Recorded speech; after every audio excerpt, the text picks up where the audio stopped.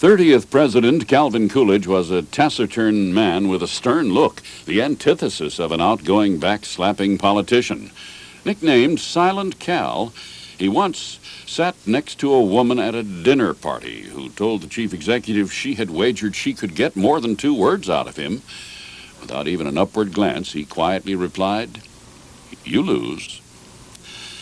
John Calvin Coolidge was born July 4th, 1872, in Plymouth Notch, Vermont, to Victoria and John Calvin Coolidge. To eliminate confusion at home, the boy was called Calvin and eventually dropped his first name altogether.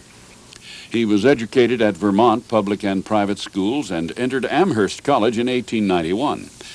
An average student the first 2 years, he flourished in his junior year and won first prize for his senior essay, "The Principles Fought For in the American Revolution."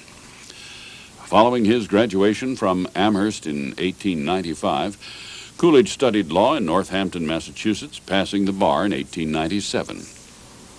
While practicing law in Massachusetts, Coolidge met Grace Goodhue, a teacher at the Clark Institute for the Deaf. Her vivacious personality was a sharp contrast to Silent Cal, but their mutual attraction was immediate. They married October 4th, 1905, and had 2 sons. Coolidge entered politics as a Republican in 1907 with his election to the Massachusetts state legislature.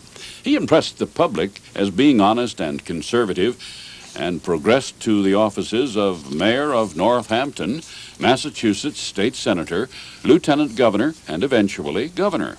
Each time he ran for office, he won more votes than before. The popularity won by his able management of the 1919 Boston police strike earned him the Republican vice presidential nomination in 1920, sharing the ticket with Warren G. Harding. That fall, Coolidge became vice president in an easy Republican victory. Coolidge remained mostly in the background during his vice presidency. He attended cabinet meetings, but took little part in them. He presided over the Senate in much the same way, rarely interceding. August 3rd, 1923, found Coolidge vacationing at his father's Vermont home when he received word of President Harding's death. At 2:47 a.m., by the light of a kerosene lamp, Calvin Coolidge was sworn in as the new President of the United States.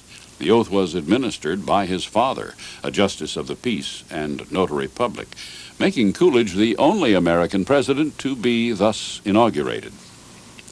Coolidge spent the remainder of this term rectifying the corrupt state of the presidency left by Harding. He appointed special prosecutors to remove corrupt office holders, earning him the respect of the American people.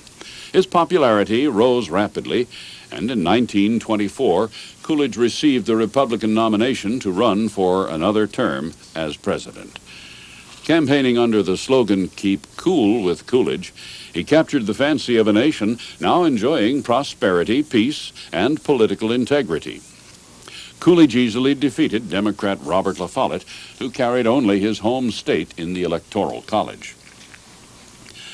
The second term for Coolidge was highlighted by legislation such as the Kellogg-Briand Pact, named for Secretary of State Frank B. Kellogg and French Foreign Minister Aristide Briand.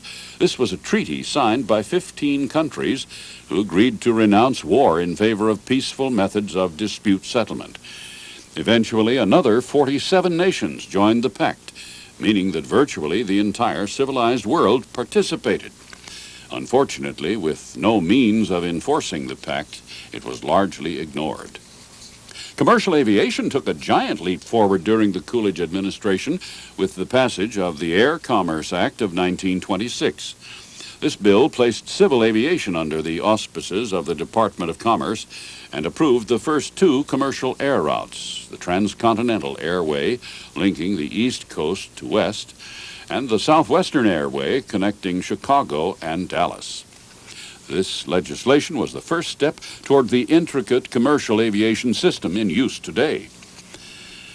Adhering to tradition, Coolidge chose not to run for a 3rd term in 1928, much to the disappointment of the Republican Party.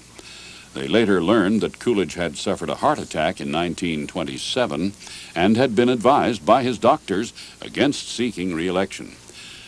Coolidge retired to Northampton, Massachusetts after the inauguration of his successor.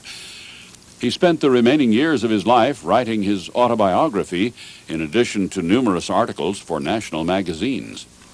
During his last months, Coolidge complained often of breathing difficulty, indigestion, and listlessness. He died from his second heart attack, January 5, 1933, at the age of 60. He lies buried in the family plot in Plymouth Notch, Vermont, next to his wife and son, Calvin Jr. He died as he had lived and worked, quietly and quickly. Silent Cal may be forever silenced, but his presidential achievements live on.